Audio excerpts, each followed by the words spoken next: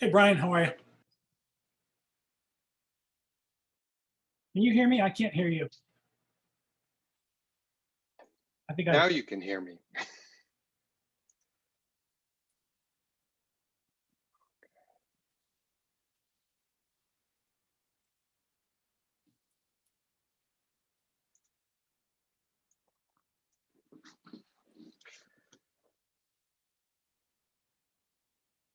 Maria, can you hear me? Okay, I can't hear you. Yes, I'm I Maria. can Susan. hear you. No, Susan, you're not Susan, you're Maria. No, we've all come in under Susan's can't hear name anybody. because What am I she doing sent wrong us here? the link, and I thought it was Okay. like specific to people, but You should be able to rename yourself. okay.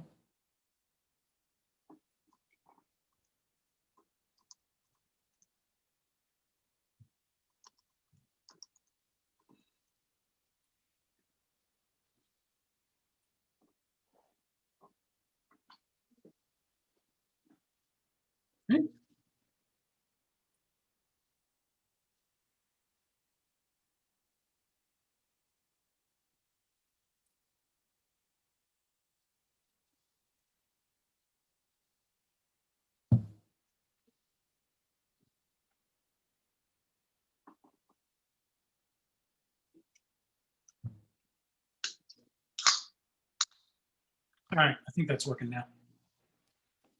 You can hear Maria taking her aspirin.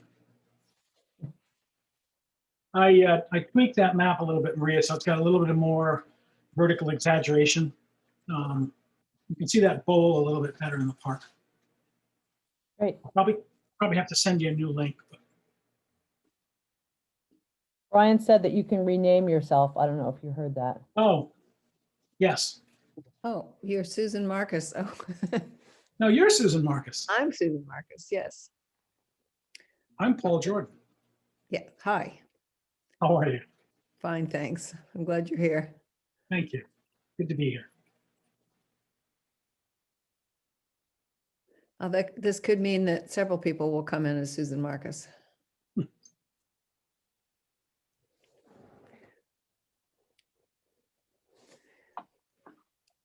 I was going to go look for the agenda, Brian.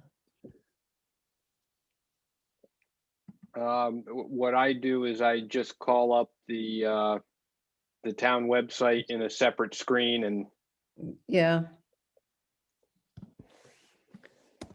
I could do that, but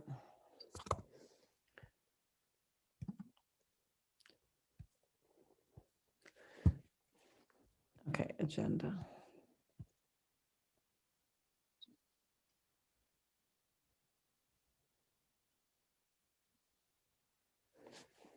Okay. Are we really planning to talk about Jay's database? Looks like it.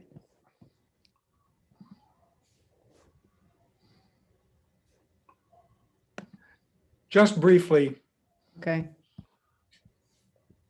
Hello, Jay.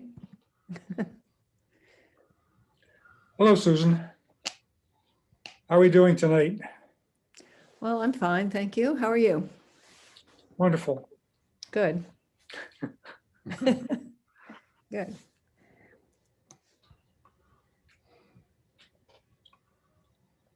It's 7 o'clock.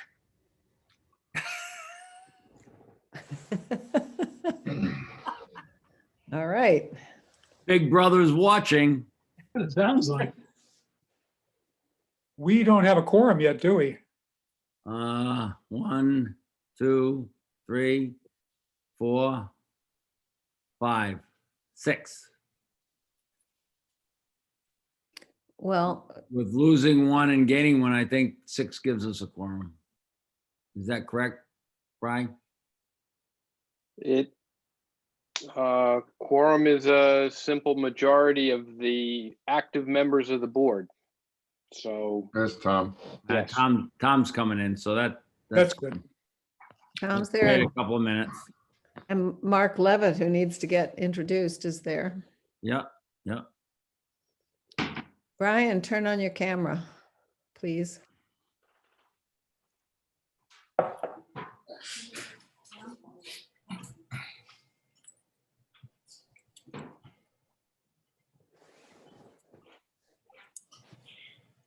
Oh, boy, we got all the big wigs coming in today. Oh, Jamie, you know, they told me when I joined the planning board that it was non-habit forming, but I don't know. Jamie, I dragged him into this. I made him volunteer himself. I have one call in. Is anybody expecting anybody as a participant that we don't already see? well, maybe Will Green, he's not here, is he? So maybe Will. Maria, are all yours besides Will here? Yeah. Yes, Yes. Okay. yes. All right, so let's call the meeting to order. And I've got 7:02. Where you're already recording, so we're good there, right, Brian? We're good to go. Okay, let's do the roll call. Larry Fish here. Jane Newsom here.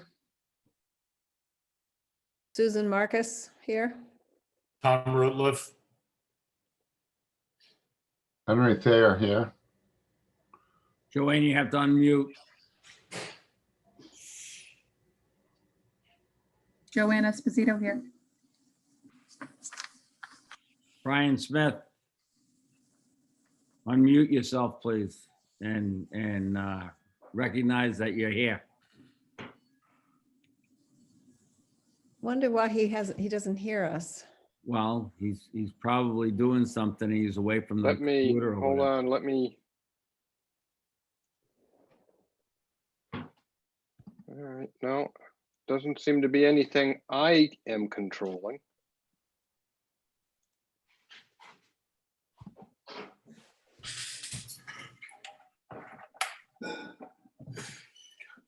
Maybe he stepped away from his computer. Maybe I'm gonna call him.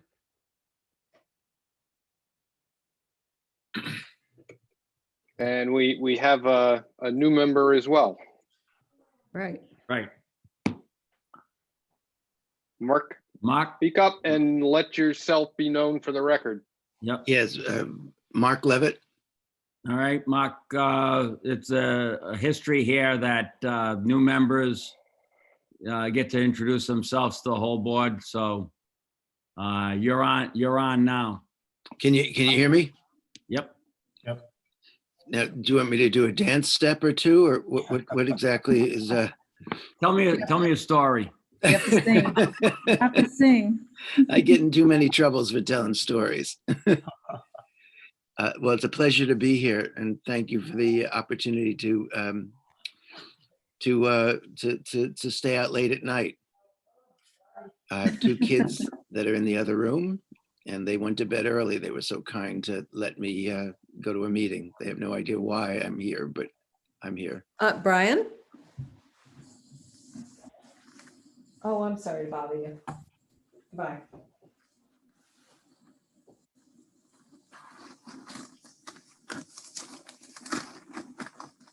This is the economic development. This is where you do get the stock tips. Is that it here? They said. You came to the wrong meeting for that one. Buy GameStop. Yeah. Yeah, whatever. Okay. Mark, you can't vote on this one because you weren't at the last meeting. So did everybody look at the minutes? Any grammatical incorrections there, Susan, or No, it's okay. anybody else? No, Go ahead, Joanne. So on the first page, old business, section A at the Saugatucket Design Project. Maybe I misunderstood a little bit where at the bottom it says, Mr. Zarneski encouraged the EDC to separate the river development project from the issue of the town's 300th birthday in 2023.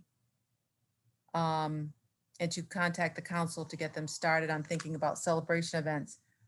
I thought we were going to meet with the rec commission, which we did, and talk about how we were going to merge the project, and that we were still gonna do a letter, but that letter was gonna say that we're gonna work with the rec commission, not to drop that from our letter and just have that we're gonna put events together or something for the celebration. So maybe I misunderstood.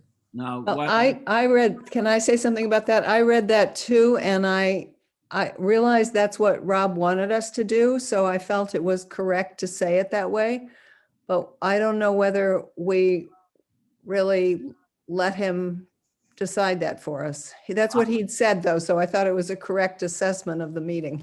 it is correct, and we did not make a determination to drop that. So that's still part of everything, and we were gonna go to the rec and then come back here and go over the next steps. So you're both correct. And Mr. Chairman, if I may, just, Yeah. that is exactly what I had recommended. And I actually am here tonight to encourage you to do just that again. I have spoken to the council president, and they are eagerly awaiting your letter with regard to the 300th anniversary. They really do want to see the EDC get involved in helping to form a committee on the 300th anniversary. Can we, in our letter though, mention how we would like to work with the rec commission on improving the Saugatucket River? And not just keeping that for the rec to do, or? So my suggestion to you still, and I know you're still on your meeting minutes, but my recommendation would be to make them two different things. They are discrete. The one has to do with water quality and improving the quality of the downtown experience. The other has to do with the 300th anniversary of the town. Well, except I'm not sure that the EDC would agree with you, Rob, because, I think we have a view which is slightly different, which is that while this project that we're talking about on the Saugatucket River is not exclusively around the 300-year anniversary, we want to use some of that celebration as a little bit of pressure and whatever to try and get some things done on the Saugatucket River. So even if we were to change the letter to say we have some ideas about the 300th anniversary, it would include the Saugatucket River. I do believe, if I'm not, I mean, maybe I'm not speaking for the EDC, but I think that's what we have been talking about. So All right, I thought you could say that in the minutes, but I didn't know that we had agreed to that. I don't know. I wouldn't represent that you had, but I would encourage you to do so again. Okay. right. Thank you. I'm 7 I would- minutes I into the would- meeting and I've lost control. Well, why don't we just say that Rob encouraged it, however, the EDC wants to continue or something, saying that our letter. It hadn't been decided. It hadn't been decided, so I think we That's can it. just leave it the way it is in the minutes. Right. I think it's fine the way it is, but everybody's understanding and that's what happened and it's the intent. And since we're on the minutes, which usually take 2 minutes, I want to get moving. Anything else from the committee? All those in favor say aye. Aye. Aye. Opposed? The ayes have it. Thank God. Up to the minutes. I think this one's gonna be a tough one. Any correspondence, Brian? Yes, as I circulated to the board members, Patricia Gardner has submitted a resignation. She noted that it was the end of her term and that she was not going to stand for reappointment due to conflicts with work hours and personal issues. So we will be looking for a new member to fill Patricia's slot. So we just filled one spot and lost another, so we're still down one, is that correct? I think we're Or are we down two. I think we're down 2. Okay, all right. Just wanted everybody to be on the same page. And I would just like to say, maybe we don't need to fill either or both of them. Explain. Well, I mean, we're a big committee as it is. We're the biggest one in town, I think. And I don't know, I think we ought to be clear about what we're looking for in a fellow board member to fill in for some of our missing skills, and that won't be hard, but I don't know, it just seems to me like we don't necessarily, I'm not saying we should or we shouldn't, I'm just saying it would be possible to leave those 2 positions open. I agree, Susan. We don't have to fill them, but if Well- there's somebody that wants to be on and we think that, or the council, it's not our decision. It's not our think decision, that- it's the council, so. And So if you think that's their the size of the prerogative. commi- if you think the size of the committee is wrong, you should make a recommendation to the council so that they don't fill it over your objections. Well, I'm not sure anybody else agrees, but it just has occurred to me that 11 it's a pretty big board. It's a hard, Well, I think a discussion about the size of the board would be outside of your agenda at this point. So unless we're gonna add it as an agenda item, I think what we ought to do is probably just add that as an agenda item to March's meeting. That gives you all a little bit of time to think about it. And if you do want to make a recommendation to the town council about maybe tightening up the membership a little bit, you're certainly free to vote on that at the next meeting. I like that. Yep. Okay. that's fine.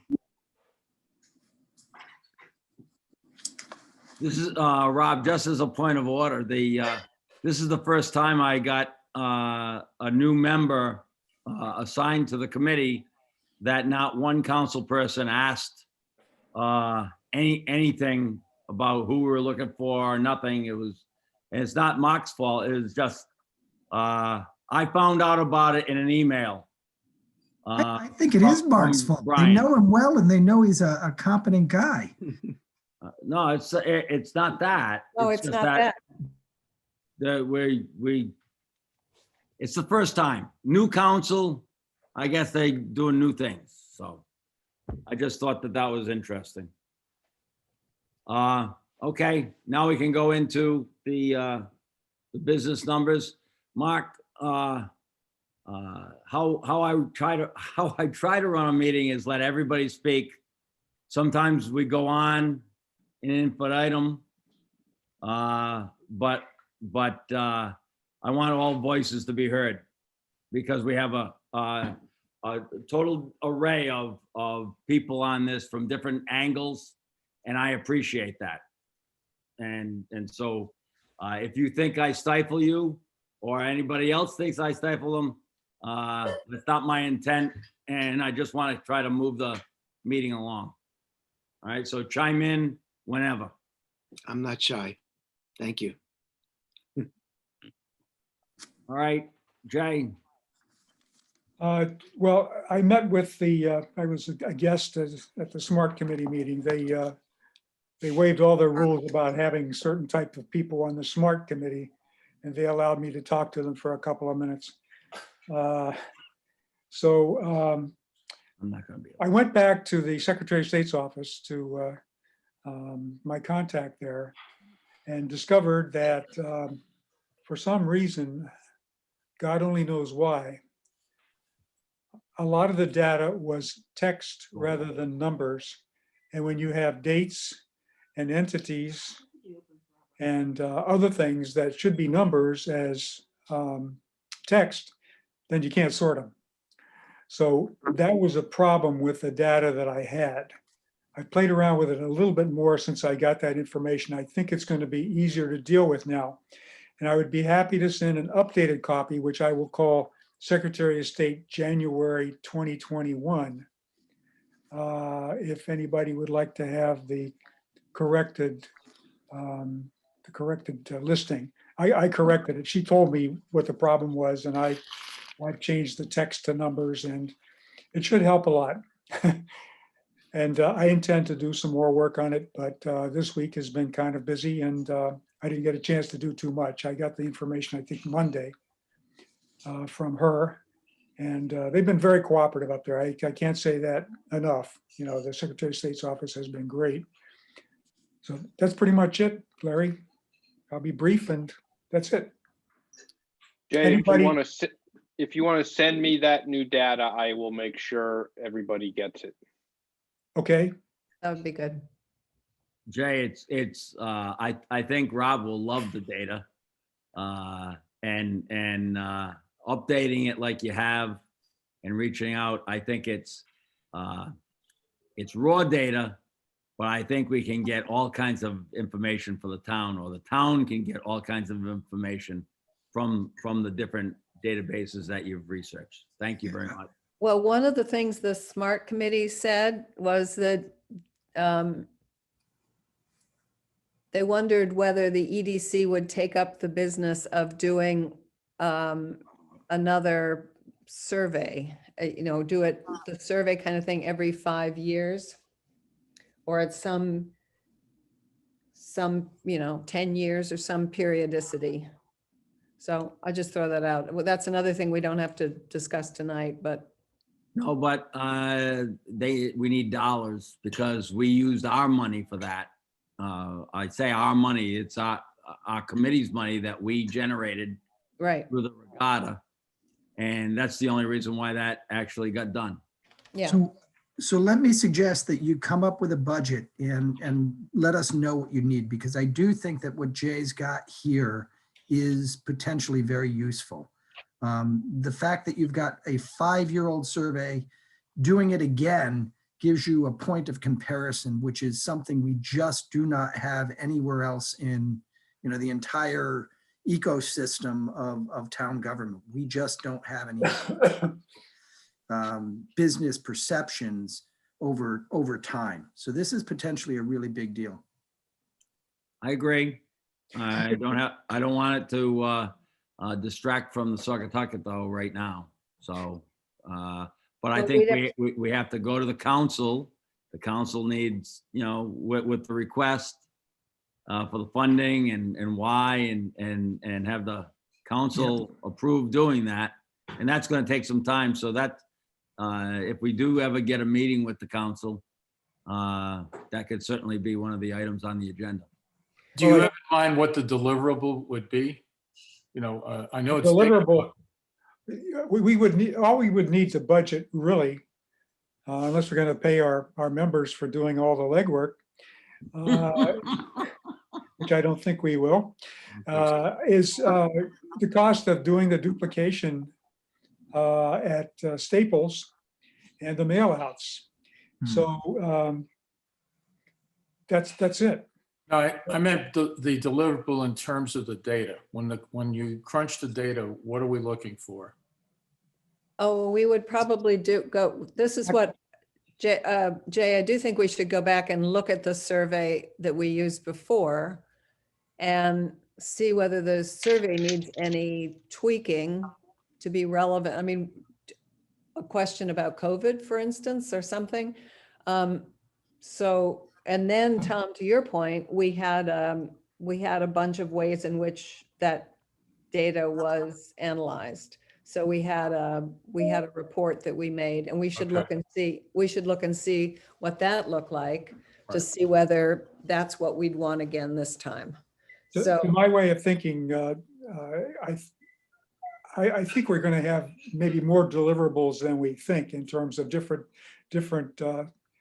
types of data. So that's one thing. The other thing is, if we do any changes, I don't think we should do any changes to the original survey. However, I do think it might be appropriate to add some additional questions, because we want to be able to compare the survey this time to the survey last time. Then any new questions that we add on maybe will be appropriate the next time, so that we can keep apples and apples together. Okay, That's exactly right. yeah, that's good. So Could Brian, someone I tell think me- you got another addition to the agenda for next time. Add Could I that ask what's on the survey? I don't know about it. Well, 5 years ago, or a little less, we did a survey to all the businesses in town. And with specific questions, and we got the answers, and then we collaborated, put all of them together, and really got a lot of information of what business owners in town were interested in. Were they interested in increasing density? Were they interested in a lot of different questions? Wait, I think what we asked them was, we asked them questions about their business. How long had they been in town? What were their plans for the next 5 years? I mean, I haven't looked at it in 5 years, so I could Right. be wrong, but Yeah, Let me- me but, too. you know, About their employees, if they yeah, live. for their employees and, Yeah. yeah, and their relationship with the town. I think we asked them a lot of questions about their relationships with the town. Absolutely. Yeah, That was one of the key things we got out of it, where they were satisfied with town services and Yeah. town administration and where they weren't. yes. Right. So, So- I So agree. Larry, We should be what- asking the same questions. what is it you would like me to add for, Just Mark? add the decision to, I guess it would be request I don't know whether we need a meeting with the council. I would think we'd want a work session or something with the council to go over the, whether that we've been asked to do this, do they want to fund it for this survey? But I think that letter is going to have more than that item on it, because I think it's going to probably have stuff about the Saugatucket or the 300th anniversary. I think now the letter might change, and I don't want to deflect from the Saugatucket. So, Yeah, I Brian, think I'd like to propose that we just hold off a little bit on that business data project until COVID settles down a little bit, so you're comparing a little bit more of a time frame that's normal. And we've got the anniversary coming up, and then the Saugatucket project is a lot, so just my thoughts. Just postponing it a little bit, like a year and a half. Oh, I think that we shouldn't do that. I think, I think we need to get a picture now, soon, maybe within the next 6 to 8 months, before the end of this year, of how we're doing, how the town is doing. 2 years from now, that's a long time. and in I terms don't of think, perception. I don't think it's going to take very much time and attention from the committee, because I think we are going to use the same questions. We're going to decide whether we ask a question, an additional question about current situation. And then the analysis, maybe we just include in the budget, getting the URI guy to help us again with a little bit of the analysis of the data. Mhm. And I don't think it won't be as time intensive, labor intensive as it was last time, because Jay has already done so much of the work and the committee's done so much of the work in terms of deciding what those questions were. So, So So I maybe, would suggest this, Mr. Chairman, if the committee decides this is not something it wants to pursue for the next year and a half, that the committee just hand over what it's got so that we can do a survey, because I think that the follow-up survey really does have potential value. And we can figure another committee, perhaps a smart committee, perhaps town hall without a committee involvement. This would be a useful follow-up. The data comparison, the ability to do a comparison, a snapshot 5 years ago and today, is potentially quite useful. I think it's very, very, very important to do it now, because the time sensitiveness of those businesses might not be in business in 6 months. And I think that maybe a question or two could be, how was the town's response to the COVID situation? Right. How do you think they did? I really think that we need to do it. So, but maybe the agenda item could just be discussion about the doing the survey again. And then we can get into, maybe you can have the questions for the that were on it given to all the committee members so that we can have it and we can work on it and agree in one night instead of I think it was 6 months before we came up with the questions. 20 versions, 20 versions. But to Yeah, yeah. Joanne's point, I mean, I don't want to distract the committee from what it thinks its highest priority should be. So again, you know, it's one team. If there's a need to shift this project, we can do that. I just want you to know that you don't have to feel like it's a, you know, go, no go. It's, you can go down the path you want to go down, and we can also figure out how to make sure that we follow up on this. I mean, I think this is worth following up. Yeah, I think if your town staff can handle it, Rob, that'd be fabulous. Yep, I think we could. I think we can do this. This is- Yeah. Since I wasn't there for the previous survey, how is this done? Is it a questionnaire that goes out? Do we actually face-to-face interview the businesses? So it's a survey that goes out. How many businesses ballpark? We surveyed, the last time we sent out 1,100 Wow. surveys. And I think we got back 700. Yeah, Okay. something like that. That's pretty substantial. Right. Yeah. And it was really great data. Yeah. So Wow. Well, so I think what we ought to talk about next time is we ought to get Jay and Henry to look back, to pull together, make sure we have the questions, know what it cost last time, know how many, you know all the answers to all these questions, and then we decide whether we pass it on to the town or we want to try and do it or whatever. But from I where we think are that- right now, we can't do that. yeah, I agree. I mean, at some point, I'm willing to get an estimate on what I think we need to do the survey, except for having somebody do the tabulation of the data. But I wouldn't be opposed to turning it over to the town or to anybody else who wants to do it. Right. The Maybe one we- thing I would say is, Again, yeah, I it's don't another- know where the data is. I didn't get the data. I mean, I did, you know, I was the lead on this, but when we got the data, I think the data went to the town, and the It- town has it in a town repository somewhere.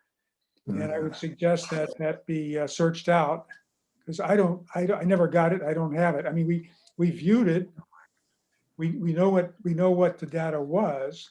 I mean, we knew what the data was. We were able to view it, but the data itself. Jay, do you remember who the staff you were working with? Yes, it was Doug. It Yeah. was Doug. Yeah. And I might have just gone through and thrown it out recently because I tried to clear some stuff out. But I did have it recently, and I bet we can find it. And I bet it's in the Yeah. town, it's in the town coffers as well. I really don't think I Maybe. have it. I'll look for it too, but I've looked at those files quite a bit, and I didn't notice that, but I'll check. Yeah. I'll so- take a look because I had just come on board right when you were just getting the results and analyzing them, and that professor came in and Right. did Yeah, a, Al Delabitta. yeah. Susan, I think we made a presentation to the council, right? We Yes, put we it did. into a document. Yes. So it should be Town's records. in the minutes of the council meeting. Mm. Well, it should be somewhere, but I just want to make it clear that I'm not sure. I'm fairly certain I don't have it, but it should be somewhere. Mm. Well, It'd I'll be look and see. unfortunate if it wasn't. I'll look and see whether I still have it too. I have a lot of stuff that I haven't. Brian, can you check with IT and see if they can look through Doug's archived files and see if there's anything on the hard drives or in the cloud that have his name associated with it? Yeah, we can definitely do that. I can prowl through the network tomorrow and see what's lurking in there. And check, in terms of dates, I think you want to check from October, November of 2015 to about, I'm going to say August of 2016. That should limit your search a little bit. I think that'll capture it. I agree, yeah. Okay. Yeah, that does narrow things down a bit. Great. Next Okay, item. one other thing, Larry, if I might. I know the Department of Commerce, the Census Bureau, does do a survey of businesses just before the decennial census. I think there may be some stuff out on the website that it would be worthwhile to take a look and see what they have. You know, there may be some questions out there that we may want to add to our survey. Speaking of adding additional questions and how Okay, the so- data is formatted. So I just found it. Can I share my screen? Does anybody want to see it? Sure. Good Uh, girl. Well, I'm a pack rat, so I keep a lot of these things. So do I have permission to share? Yes. Yeah, Yes. yeah. No, I've got it. There it is. So this is, so Ah, Susan. just so you know, we have it. I'll send it to you, Brian. I'd appreciate that. Thank you very much. Send it to Susan, me too, Susan. do you Say have the what? raw data? Do you have the survey responses? Yeah, probably, but I'm not going to look for that right now because No, this that's is the okay. meeting. That's what we really need. All right. Okay. All right.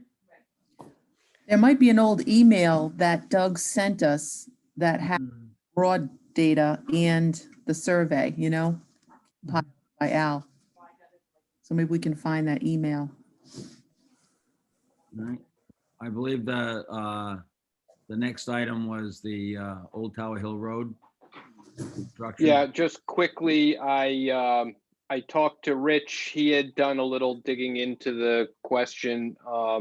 The project is done. Rich did say that there was a short punch list of things that here and there that needed to be corrected, improved, completed. But I think the concern that was raised was whether or not the landscaping was complete. And Rich said, what you see in those traffic islands is, you know, what's supposed to be there. And we'll just all have to hope that it grows in and thrives, you know, I as mean, it gets a couple of growing seasons under its belt. Okay, but what is in there? Is it just soil? No, there are plants in there. There's grass. Okay. Planted. Ornamental grass. Okay. Well, I apologize. I drive by it and I've forgotten to take note of it. When I last did, it looked empty, you know, just crushed stone and not filled with soil. So I'll check it out. And now you'll see it's all white. Yeah. Yeah. But I do want to point out that all the soil erosion control rolled up burlap stuff is still just everywhere. If it's done, if the project is done, they haven't cleaned up after themselves. It should be on the punch list. Yeah.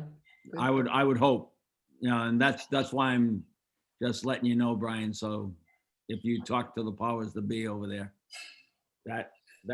that's an ugly thing that we've had to deal with for, I don't know, 4 months since they finished. I don't know whether it needed to be there or not, but it's there. And I think the vendor would just leave it there and all the business owners would have to deal with it. I don't think that's right.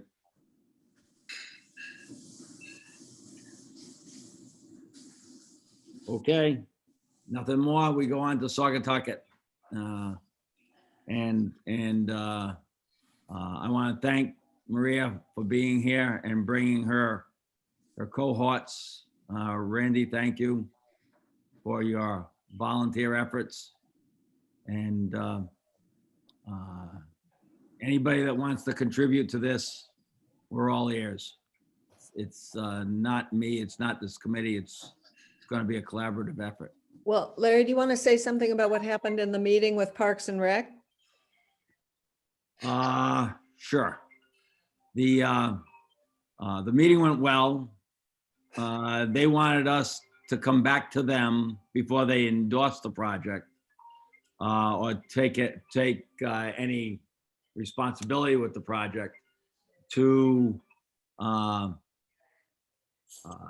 come back with more of a concept for us to come up, not with the final design, but what we're looking to do and mold it a little more than it's molded right now, so that they knew exactly the extent. And that, I think, is the meat of this meeting tonight. We need to talk to some experts that we have here, see what they say.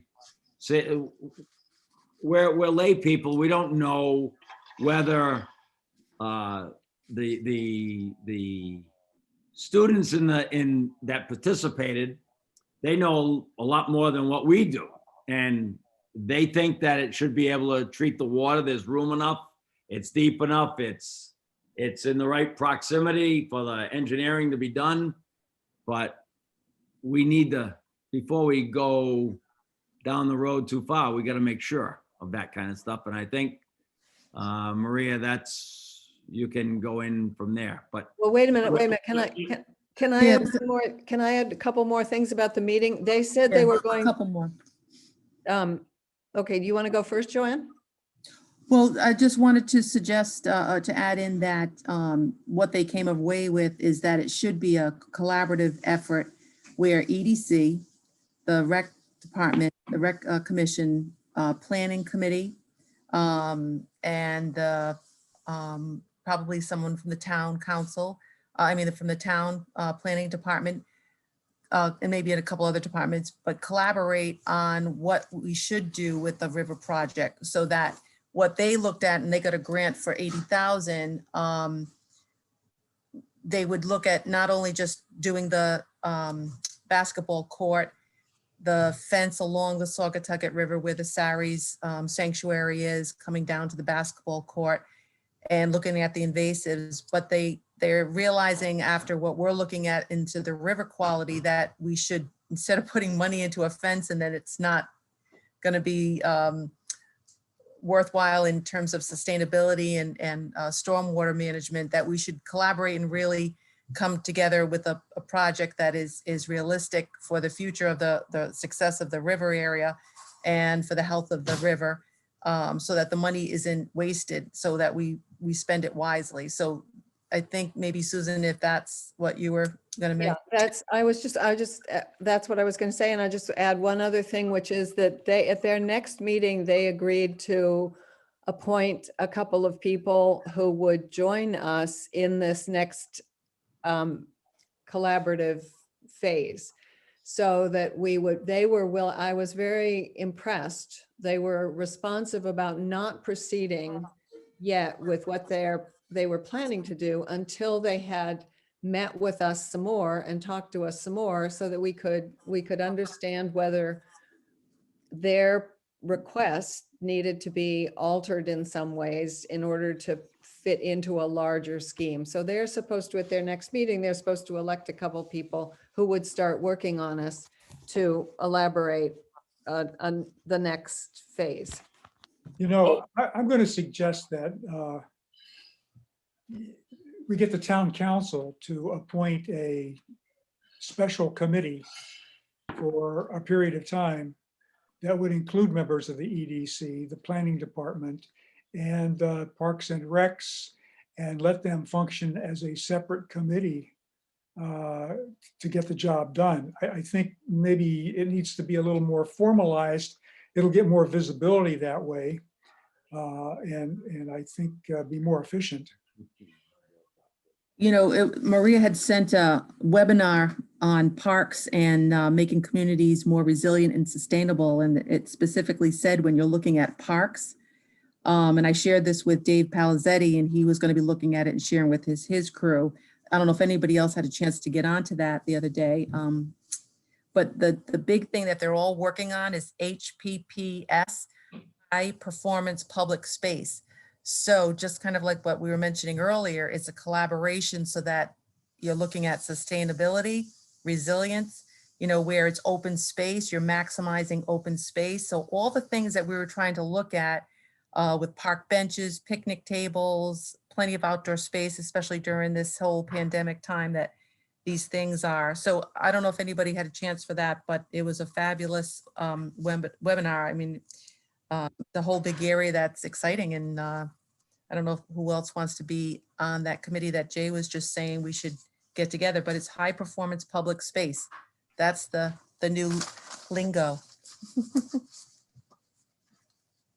I'd be happy to, if you said something like that, I'd be happy to be part of a committee like that as well. Great, Mark.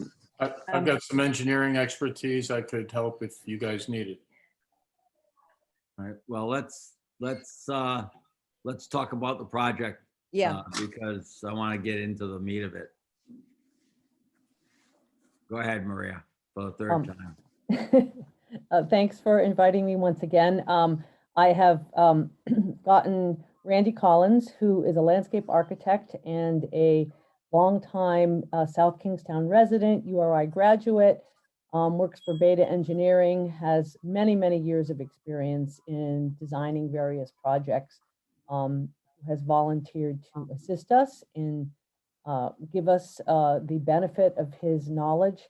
I have also asked Paul Jordan, who is a GIS expert and works at DEM, to help us with his map expertise that will, I think, assist in visualization of what possibilities there are along the river. And as everyone knows, I have been chatting with folks at DOT. They have completed their stormwater plan for the Saugatucket watershed and are open to suggestions. So I guess, Randy, you want to start? Sure. I mean, what would you like me to start with? I can give you a little overview of some of the experience that I have and projects that I've worked on. I've been working as a landscape architect for over 30 years. So as Maria said, I'm a longtime landscape architect. She sort of said that. But most of the projects that I work on are public projects for municipalities throughout southern New England. I do venture up into New Hampshire and Maine every now and then. But recently, being the last 10 years or so, they've been mostly throughout Connecticut, Massachusetts, and Rhode Island. And oftentimes deal with the DOT, the company I work for, as it relates to the stormwater work that was being mentioned for improvements in the Saugatucket and throughout the state. We actually did a lot of the mapping. We're still completing the mapping of all of the DOT outfalls and facilities as it relates to their stormwater system. We're also one of the consultants that are working on a stormwater control plan. Our particular area is the Warwick Pond watershed. VHB, I believe, is doing the Saugatucket watershed.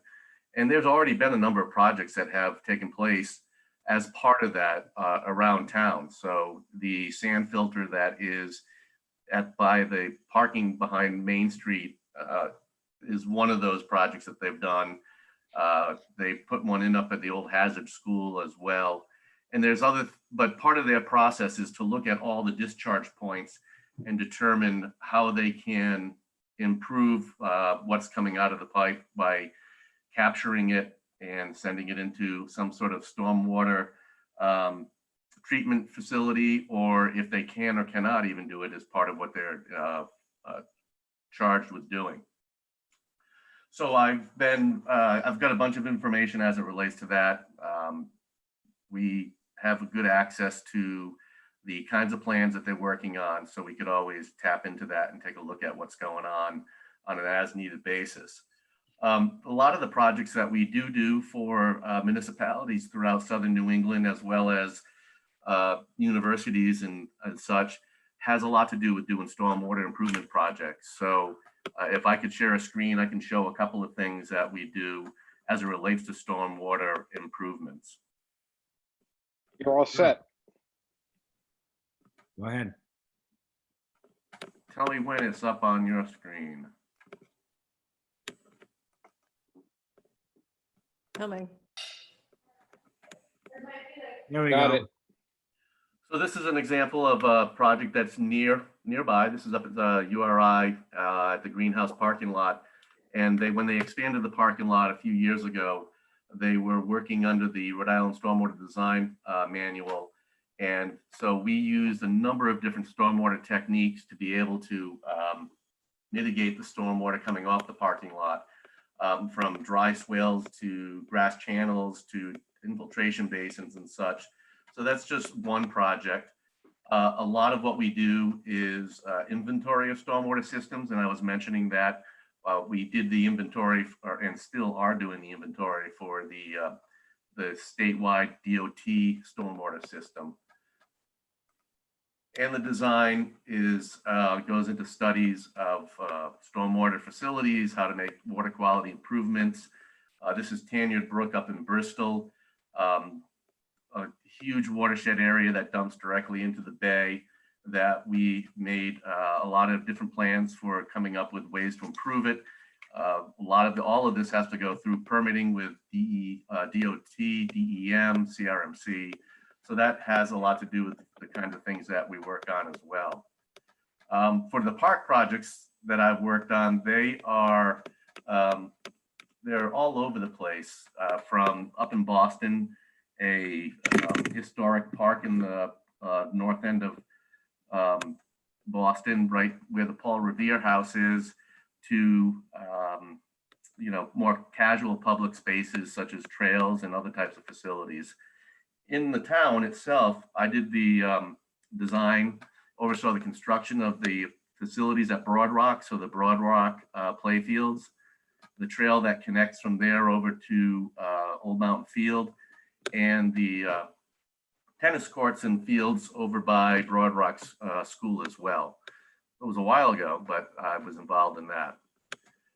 So I'm excited to be part of this project and would be more than happy to help out with any of the things that you think we need to be looking at, give you my opinion, and actually maybe even help come up with some early concepts and some of the graphics to help portray those concepts to the folks who you'd be talking to. So I've got a question. We understand that the water quality of the river is pretty bad. How much of that is attributable to stormwater and how much of it are point sources that might not even be well documented? Well, I would guess that a lot of it has to do with what comes in through stormwater systems. A lot of the stormwater design from, through the 20s, 30s, and even up until most recently was basically capture it, channelize it, and dump it in the river. Right. So I think that a lot of what you're seeing is more likely than not having to do with stormwater. Some of those point sources, there may be few of them, but they also might be things that are off the radar, certainly off the radar of DOT, but off the radar that could be dumping things in that are extremely, bad for the water. I'm not saying that they're out there. I'm just saying that, if there are any of those point sources that are not documented, those would be some that you'd really want to be trying to get your hands around, if at all possible. Yeah, it's just because of the poor quality of the river that I've just thought that it might be more than just stormwater, untreated or poorly treated stormwater. I would guess that there's a lot of it would be the stormwater, just understanding, the amount of stormwater that's being captured within the watershed. And then when you think about the downtown area, how much of that is really being directed almost without being treated into into the river. So that's hopeful in that then there's the potential for doing some treatment that would appreciably improve the quality of the water in the river. I think so. I think that's exactly right. Yeah. Randy, that is a hopeful thought. And I guess my question would be, do we know what the nature of the pollutants in the river are? And is there a difference between point source and stormwater runoff pollutants? I mean, I would suspect stormwater runoff is carbon, based pollutants, and point is biomass. It's biopollutants, right? So if we know what's in the river, if we're looking at Coliform counts. Susan has done Yeah, some monitoring there. She can probably tell us. yeah. Well, I can just say that we'd have to go back to URI to get the history of these numbers, but there has been a drop off in the number of places where the water is tested over the years. So currently, the water is tested only at, routinely tested only at Caleb's Dock, right there beside the parking lot, behind Mary Murphy's. And the water quality there has, but after a big storm, the fecal count of that water shoots through the roof. But that's the only place where there's been steady recent monitoring. There used to be monitoring, and actually I can show, well, I have a map that shows where some of the previous monitoring places are. And one of the things we might want to think about is whether we could begin to develop some monitoring sites up there. They are on a river, they cost $500 a site, but there are a couple of places, there are three commercial endeavors in town that are not properly licensed by DEM and that do put their effluent into the water. And we might want to do some monitoring there to know exactly what is being dumped in the river there. And the mill, the old mill, apparently they also are responsible for some dumping of stuff that just comes out, the mash, what's it called? Our favorite bar up there. They dump their beer stuff into a trailer, and a certain amount of that liquid runs into the water. So there are a couple of places where we could do some monitoring to try and figure out more clearly what the point sources are and what the pollution quality looks like. But we need to get somebody like Elizabeth Hare on to come and talk to us about.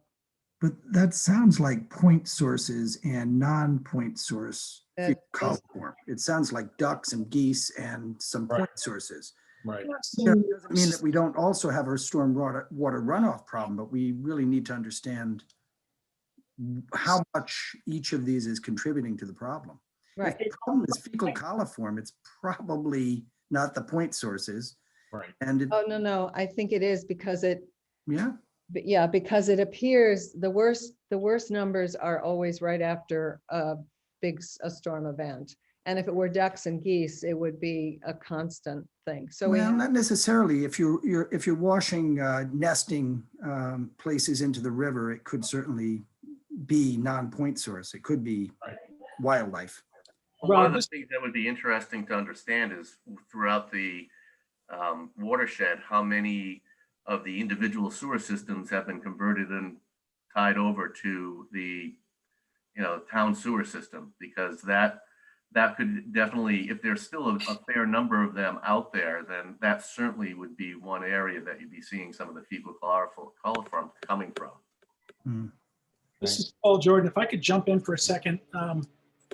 One of the reasons Maria asked me, I've been at DM for 21 years. I've been doing GIS for 25. I work with a lot of the water quality folks. Elizabeth Scott, who was at DEM for many years, recently retired and is consulting now with the Southern New England Estuary Program. This is a big slug of EPA money. There's something called Restore America's Estuaries. But Elizabeth basically was the water quality czar at DEM for most of her career.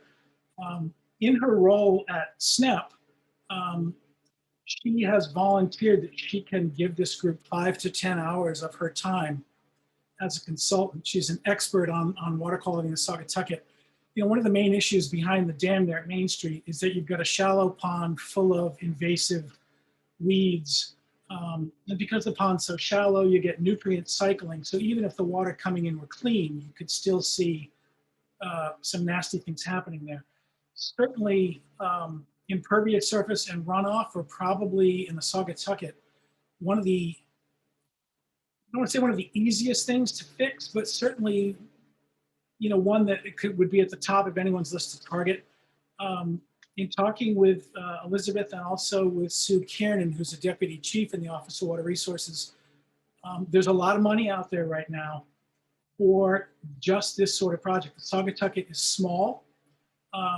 EPA would like to see and potentially fund a project that would show results over a short period of time. You know, if you're looking at the Pawcatuck, the Patuxent, the Blackstone, you know, those are 30, 40, 50-year projects.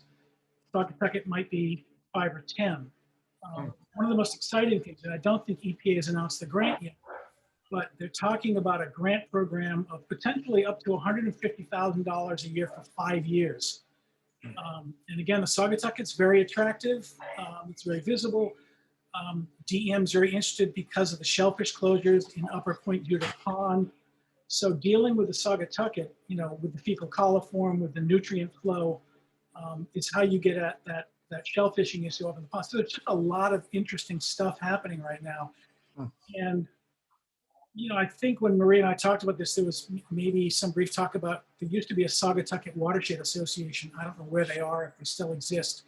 I'm not sure who's going to be eligible to apply for grants. I'm guessing municipalities would be right up there at the top. You know, one of the things that Maria and I talked about, based on the work that URI students had done, it's something there in Saugatucket Park where you could sort of marry, you know, like an outdoor performance space with some sort of stormwater mitigation, like a rain garden or something, not just a stormwater detention pond, but a rain garden, which is actually nice to look at, I think. Very, very visible. You can put up an interpretive sign and say, you know, here we are starting. And I think the 300th anniversary is kind of a great hook. You know, on our 300th anniversary, we're paying attention to this industrial, post-industrial river and doing something about it. I have several maps that I can send you folks links for, or if you want, I can share the screen and show them. I shouldn't say several, they're just two, they're digital applications. Could you to help please share them now, if Sure. you have them? Yeah, and it's just to sort of give you an idea of the sort of thing that we can do to visualize, you know, where stormwater is going on the topography. So we'll start with, let's see, we'll go with that one.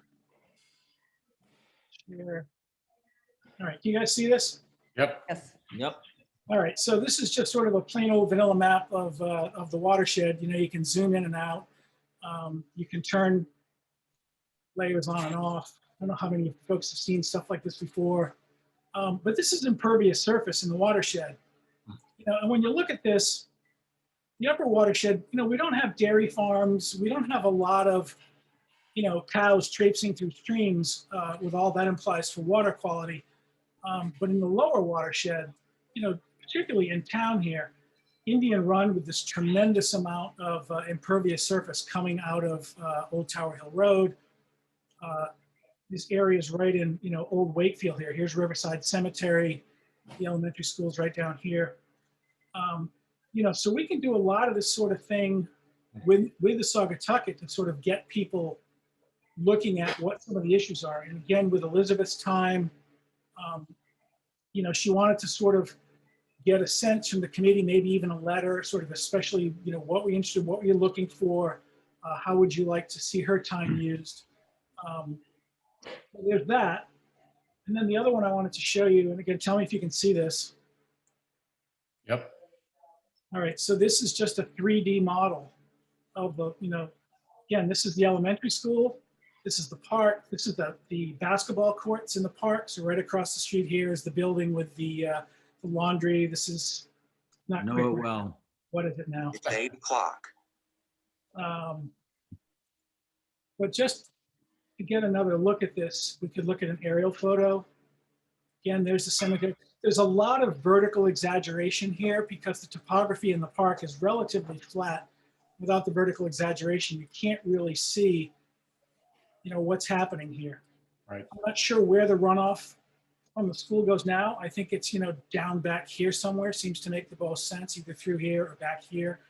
If there's a way to capture that and run it down into a rain garden somewhere down here in the lower part of the park, and then maybe you've got some sort of a performance space nearby. Just another way to look at this is just sort of a strict shaded relief map. And again, this is the tennis court. and you can see this sort of bowl shape, right, of Saugatuck Park.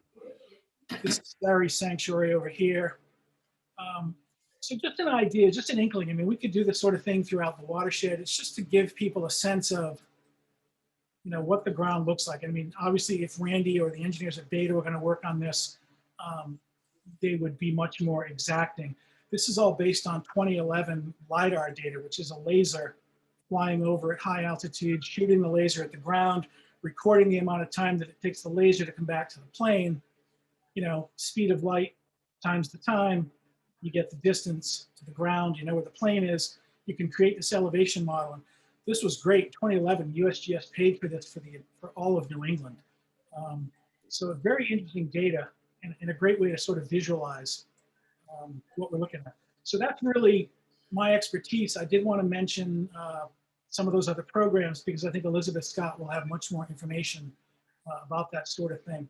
So if there's kind of a vision for the Saugatucket, I think Elizabeth will be happy to provide some consulting time. And one of the things that I think is probably, not to speak for the committee, but just off the top of my head, one of the things that I think would be very beneficial for her time would be funding sources.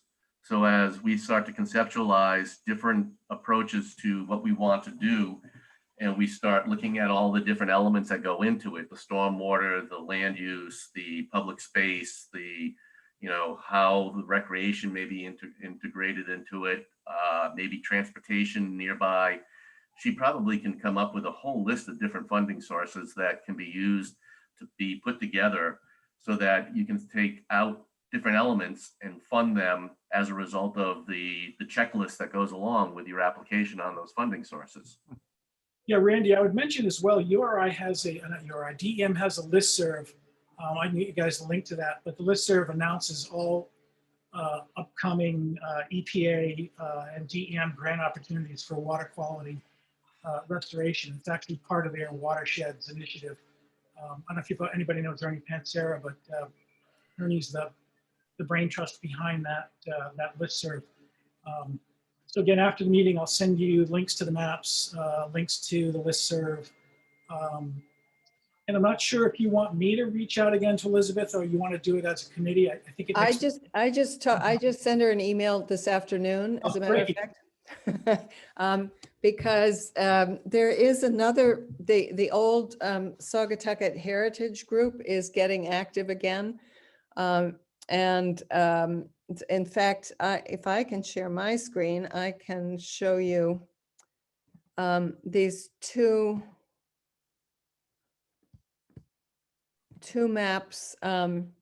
This is from their old work. They have more or less gone defunct, although we are talking about whether they can be resuscitated as a 501c3 to be an agent for, passing funds through. This little group, this watershed group, is mostly interested in little cleanup projects, pulling the tires out of the river, picking up the garbage. That's their interest. But here's the previous form of Paul's maps. And here you can see this one is important because it shows you the bottom, the watershed is here inside this circle, the same thing he just showed us, with all the little things like this triangle is the dam at the bottom of Indian Lake. These triangles, I think, are various dams. And this map is important because the watershed actually leads out down here and into the ponds down here, which is partly why this is a really important watershed. So anyway, I did reach out to Elizabeth, not thinking so much about this group because I thought she was still working for DEM. I didn't realize she'd retired until this afternoon, but I think that's great. If she's offered to give us 10 hours worth of time, that'd be terrific. Here's another way to see this watershed. And it is important, as Paul's maps just showed, a lot of what is owned, a lot of the land owned along this particular part in through downtown is owned by the town, which means, which is good news, I think. It means there doesn't have to be too much eminent domain or other kinds of things if there's property that needs to be involved in this. So And anyway, going back to that map that showed the impervious surfaces, if we were to put together a project there in downtown, we would be taking care of the flows into the river from that area. But it looked on that map like there were quite a few other areas upstream. Do you have any idea of the proportion of those? I do have a calculation of just how much of the watershed is impervious, and I've also got one that goes back to the individual streams. So Indian Run, Rocky Brook, Mitchell Brook, I could tell you for, all the contributing streams for their little individual watersheds, how much of it is impervious. So that sort of helps you target as well. If you wanted to go after the big offenders. And what I'm thinking is if the grant was tied to measurable results, Right. if they're going to be monitoring, you just have to have an idea how much we wouldn't be able to influence because it would be upstream flows Right. from upstream sources. Right. The other thing that we need to think about is the scope. The rec committees was going to go from the dam on the High Street side to the bike path. And that's where we were originally thought was our low hanging fruit as well. Larry, I agree with that. I think that, particularly if you can get some sort of an outdoor performance space, which I think was one of the really great ideas the URI students came up with. You've got more people out there, enjoying downtown in the evening anyway. That CTC has something right next to the footbridge. I think they would be thrilled to see a larger outdoor performance space. In addition, you can have concerts out there.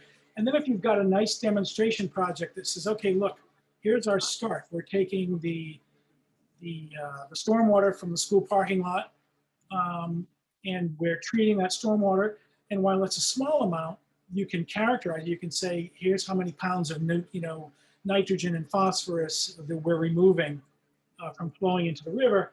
And you can really sort of tie those things together. People are out there, they're seeing the rain garden.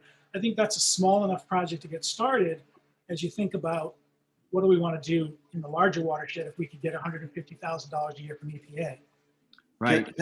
Well, I would just like to add that we just did stormwater, a whole new drainage system on High Street. Yes. And those were just manholes or containers, and that's all they did. And I own Pier Cleaners across the street from that basketball court, and I couldn't understand why part of that project wasn't going to be treating all the water in that drain coming down to what I know is the lowest point, and it goes right into the river somewhere right across the street from me. Maybe in a couple of areas, but in this area that we're targeting, we should be able to capture that fairly simply, and with the current geography of the site, treat all the water that comes off the hill that goes onto High Street, and not just the elementary school, and it be in this kind of a project low hanging fruit. But I don't know. I can tell you, Larry, a couple of reasons why they. Can I add something here? Go ahead, Mark. Just to add some other factors into this. First of all, I think it's great what you're considering there. It's a wonderful thing to do. I live right down there, and I've always been interested in doing something in that area. In fact, many years ago, when I first got here in the 1970s, I was an architect who developed an arts area right down at the river. I forgot what his name was now, but he was an architect, but it was part of this whole reevaluation of the power of that area. But a couple of things that I've been thinking about with that area is, one, I've always wanted to put the farmer's market down there. Saturday farmers market. And I approached Braden Farms and Ken and someone else, and they loved the idea. And then the pandemic came. But it's just something to keep in mind, because it would be a wonderful place to bring walking Yes. traffic Right. from all through the town and bring them on a Saturday for that for the market. That could Close to the also be part businesses. of the arts and arts district, and it could fit into this idea of the place where people could come and listen to music. They could listen to music. They could shop. There's a lot of that could be the center, essentially the center of town, as I see it. Another thing that I've been working on in my kids' pod during this time, I've done a lot of projects, education projects around site-based, around the issue of learning your place, understanding where you live. And one of the things I've been doing with the kids is getting them to understand the role of the Saugatucket River. And it would be really good to integrate whatever we do with all of this stormwater, all of this idea of that area, and integrate it into educational value for kids to learn all about all of this stuff that we've been talking about. Because after all, in some ways, that area is also the beginning spot for Wakefield. It's where the mill was that attracted all the people there. And it creates this incredibly powerful vortex of history and of culture and of contemporary sense of place. And it could be linked up to the school and could become a source of education. We got a grant to do a public garden up at the top there before the pandemic came. So it's one of these places in terms of writing grants that's a completely integrated site with all kinds of community ecological connections that could be a real demonstration project for all of this area as well as other areas. So the last thing is, I think we don't also want to forget public input.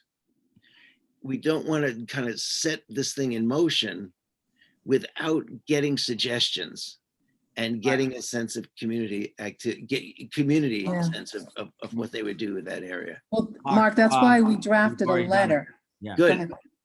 Good, but I mean, make it formal, make it a party, make it an adventure that we are going to do this wonderful project and we want your input in it. What would you like to see there?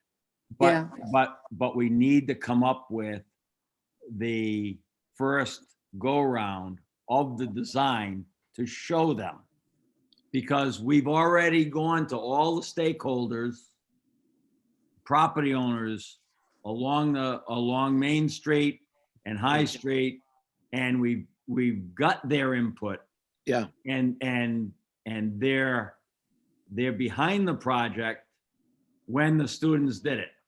So now what we need to do is come up with, this is the scope, this is how much money, this is the time frame, and the rec committee needs to know the time frame, Right. because they have to spend their money per DEM in so many months, and they Right. don't want to violate that. So that's I what could- we have to come with. I could see that, Larry. I just think it might be a good thing to do, not necessarily to mess with the project too much, but I think we could get some really interesting input that could be put into the grant program as well. And you just don't want to give the sense that this is an over, that we're throwing something down their throats. Mark, From a the, public relations point of view. Go ahead, Jay. One thing I haven't heard mentioned that we talked about a lot previously, and I'm just wondering, maybe somebody can discuss the aspect of the overhanging trees and the birds that you do a lot of business into the Saugatucket. That was one of the key things that the students brought out in their study, that those overhanging trees were nesting points, and there are an awful lot of birds that summer down there and some go over the winter. So I'm wondering how much of an impact, maybe somebody would have an idea whether we should study that or whether it's a known, how much of an impact the birds and the overhanging limbs have on the water quality. That's Randy, Elizabeth Paul? will have to answer that question. There's so many great ideas of what we want to do, from the amphitheater to cleaning up to working with the rec department. So our little subgroup working, Brian Smith, Susan, myself, and collaborating with Randy and Maria, we thought that we should send a letter to the town council to say that we want to start working on this project. And we thought to help us get funds to do all these wonderful ideas and to get something comprehensive and put together, is we want to let the town council know first, this is what we'd like to do. And we thought to add the anniversary, the 300th anniversary for the town as it's the milestone markings, in a sense, so that maybe we have a ribbon cutting at one of the key points of this whole Saugatucket project and this whole wonderful vision we have for it, connecting the downtown Main Street with the Saugatucket River and open space and wonderful public things that we do. And like Mark Levitt was saying about having the farmers market down there and having more opportunities for people to picnic and things like that. So I think we have to, I hope we can vote tonight to say we're going to get a letter out to the town council, say that we'd like to collaborate and just get a little sentence in there, collaborating with various departments in the, so that we can seek funding.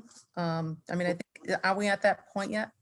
I've got a question on that. And I did see the letter. I think it's pretty well written. But basically, as I understand it, we're asking the town council to fund preliminary design. And my question is, do we need to develop the concept a little more before they put money on the table for preliminary design? Go ahead, Randy. So I think, you know, what you really, I think, need to do as part of this is to start to put pen to paper, start putting ideas down on paper so that you start to capture that. The student work is a good starting point. But I would agree with Mark that, you know, we probably want to get to a point somewhere along the process early on where there's public input. But I also agree, Larry, that if there's been a lot of input based on the student work, we should know all that and have that sort of a compilation of that on the paper. I will just say this, I've come in after the URI students and RISD students have done projects as part of their classwork. And there's always. Oh, I hear you. We lost you, Randy. Gonna unmute. He's not muted. He's got a problem with his. Yeah. Physical problem, Am I back? There you go. You're There you're back. back. No, whenever I touch my computer, it for some reason wants to cut me off. Maybe it knows something that I don't know.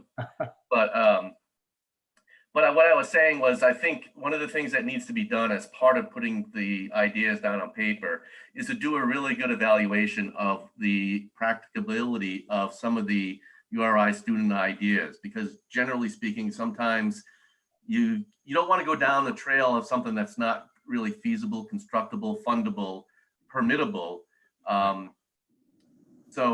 So I think that the idea of putting it on paper before we go out, and I think that's something that I would be happy to assist on, is to be able to come up with a way to capture all these ideas, get it on paper, and then work with that group that was being talked about earlier between the rec department and others, so that we can start to get their input early on. And from that, once you sort of coalesce around to call it a master plan of what should be done in that area, then you could start to scope out an idea of what the costs are going to be, not only to construct the different facilities, but what the designer services would be to take it to the next level. And something to We've already, present to the stakeholders, the property owners, the Correct. town people. So and that's when they tweak it. That's what I'm saying. we've already done that. What's the time frame? We've already done it. We've already made our list of our priorities of the EDC. Right. Now, somebody else can take a look and see if they make sense or add and subtract to that list. but we have already done our priority list. I think there are 4 items that we considered key. And nobody answered my question about trimming back the branches along the river. I'd like an answer on that. Is that something that's going to improve water quality? Because it's going to let sun in there, and the sun has a way of taking care of certain microbes. I'd like to know if that's just a pie in the sky or if that would help. It Go certainly ahead, doesn't Paul. look good as it is. There's all kinds of overhanging branches. And that would be something that could be tackled at some rate, probably by the Parks and Rec. Well, Go ahead, I'd like an Paul. answer. Let me just jump in there for a second. Again, once we get talking with Elizabeth, you know, this is what she did for her entire career at DEM, I don't know, 25, 30 years. Elizabeth will know exactly what the major issues are in the Saugatucket. And you know, if branches are an issue and overhanging nesting birds, she will tell you. There certainly was a case where there was a roost of pigeons living under a bridge, and they were the major contributing factor to a water quality problem.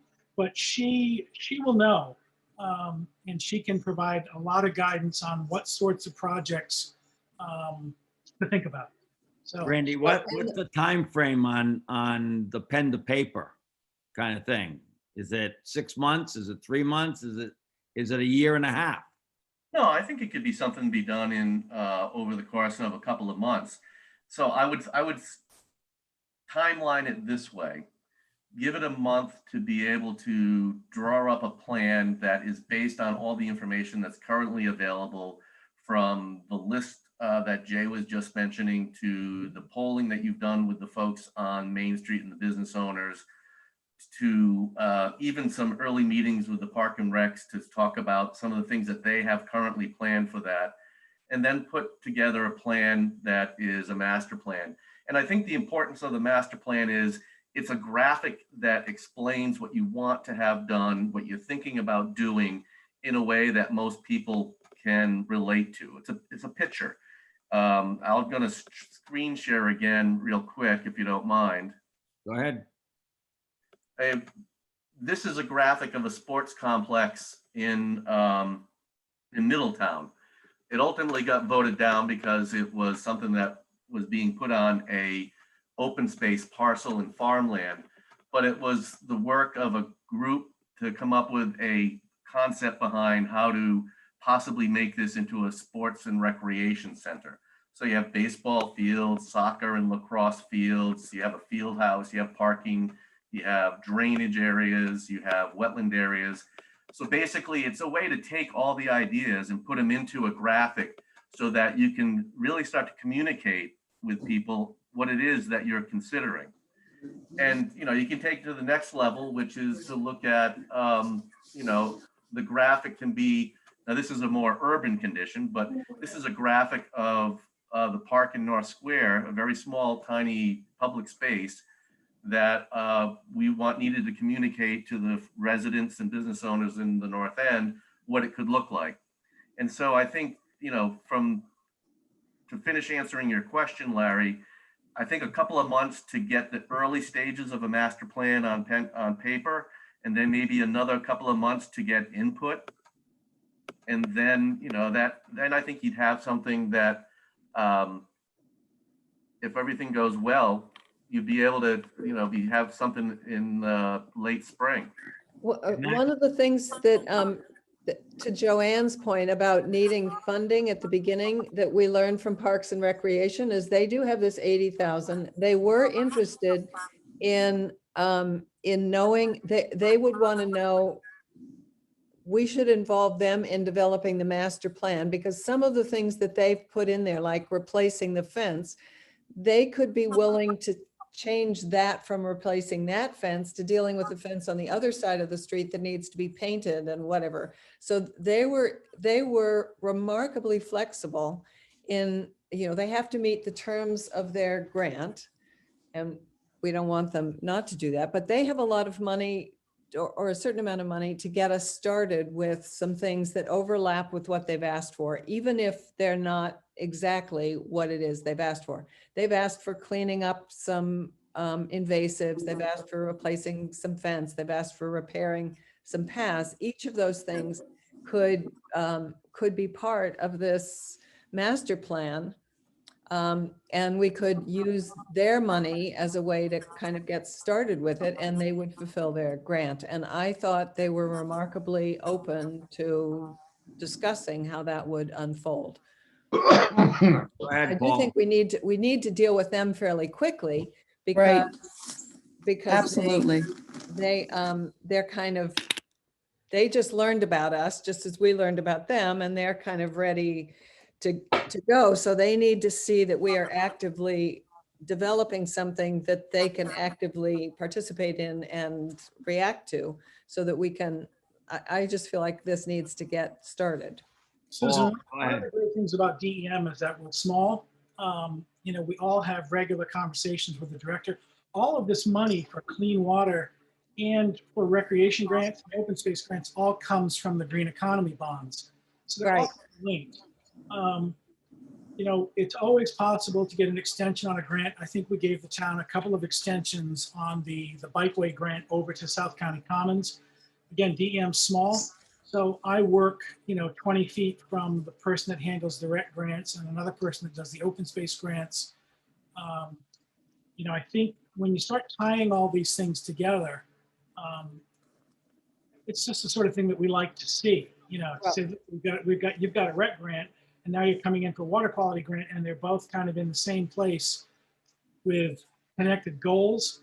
No one's going to slap the town down and withhold the grant. I mean, No, that's what they made clear to us too. And they said it's a 2-year, they have 2 years. And so it's not as though they need to start, they're going to put a shovel in the ground tomorrow. and But they could get another 2. yeah, they said they could probably get an extension. But I do think we need, in order to keep them engaged, they need to feel that we are being realistic about what we are talking about, so that their project can be wrapped into this. That's all I mean. Has anybody got the schools involved at all? Well, we know we have to talk to the school committee. The Not building. yet. Yeah. But I just think we need to get a letter to the town council just to say we want to work on this project for the anniversary, just as a courtesy. I mean, Rob, don't you think we need to get something to them as to go top down as their blessing as a FYI, and that we want to start getting a committee together? And So I think there are 2 different things that need to be dealt with. And I'm going to come back to, again, my recommendation that you separate these 2 things. I think there is a 300th anniversary committee that needs to be established. There's a whole host of things that need to be done around a 300-year celebration of the town. This is one thing that should be part of that. I love the idea of, some sort of event around the idea of drawing attention to the efforts that are underway to improve the water quality and to respect the history, tradition, contributions of the river. Those are all great. What the council needs to act on, though, quickly with regard to the 300th anniversary is setting up a group that can handle all of the 300 anniversary celebration stuff. And to the extent that the Economic Development Committee wants to influence the breadth and scope of that totality of activities, I think you need to get a letter to the council saying, this is what we imagine for the 300th celebration. It includes stuff around the river, but it also includes stuff on Main Street, and it also includes walking tours of the village, whatever those things are. I think there's a 300th anniversary celebration piece that is very distinct from water quality on the Saugatucket. I think that those 2 things are related, but they are distinct. The other thing that I think about this project generally is the council needs enough. I used to work as a consultant, and we used to say, give them something to say no to. You've got to give them something concrete enough so that they know what they're being asked to do. And if you know what they're saying no to, you can always walk it back to what they can say yes to. We need specificity. And if the committee comes to the council with a vague, undeveloped idea, they can't say yes or no. They don't know what to do with that, especially when you're looking at things like, has the neighborhood, are we walking into a neighborhood fight by saying yes? I mean, you got to take that stuff out of the equation.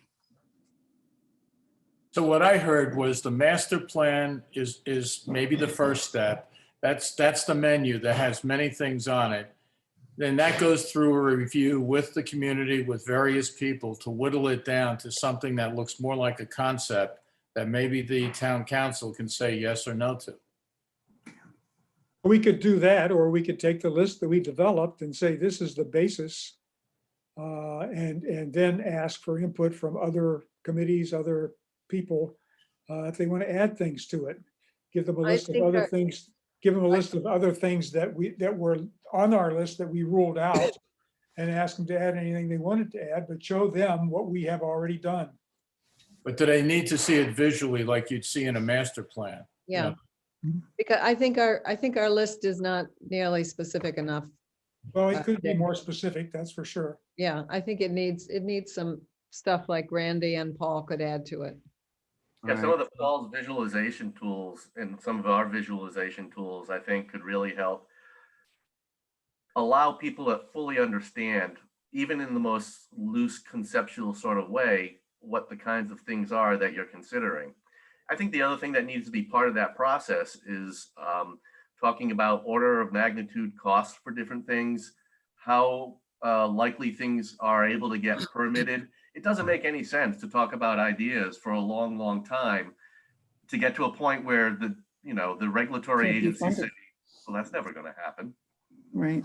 You don't want to be to the point that was just made. You don't want to be spinning your wheels and bringing more questions. You want to, through the process, start to answer some of the questions as well. I think now's the time to, so Randy, you're saying as a volunteer, you could come up with some version 1.0 of that what we're calling a master plan in a couple of months, maybe 4. Oh yeah, but I think there's what I would suggest, and I do a lot, much as I said early on, most of the projects I work on are for cities and towns. Right. And the most successful projects are those that have a focused committee that is charged with being able to make sure the master plan is going in the right direction, knows when to get involvement from the different folks that need to look at it from an official basis, and it keeps the thing moving along. So I'm happy to be that person that is the go-to to help develop that plan that pulls all the different threads together, all the different ideas and things that need to be considered, and create the tool that can communicate the ideas, plan view, renderings and such to folks and help to sort of facilitate that process. I'm happy to do that. All right, Thank well, you. we already have Joanne and Brian and Susan as an unofficial subcommittee that could work with you on that. And I think that And we're going to add the park people. I was gonna say, Susan, that how we left it with them is that we would come back to them after discussing everything tonight. And I think we should have a couple of their members Yep. join you and try to herd this herd of cats together and come up with this master plan. Hopefully in the next 2 months. Well, Larry, I think then that's go to what- the town council. Yeah, I think that's what they said. They said at their next meeting, which must be in 2 weeks, they were going to pick the people who are going to join the 3 of us. Right. And then we were going to work with the Pauls and the Randys. Randy. To Right. try And- and figure out And how to Maria. merge what they have as their plan and what we want as our plan to try to Right. begin to And you take that. guys have all what we've already created. Yeah, we from have- the yeah. Students and the landholders and Yeah. stakeholders. So I think that's good enough. And then I'm excited that I thought as we started talking and the range started getting bigger and bigger up the river and site specific and everything else. I wanted to hone it down so that we can accomplish this, not hopefully in my lifetime. Two things. Exactly.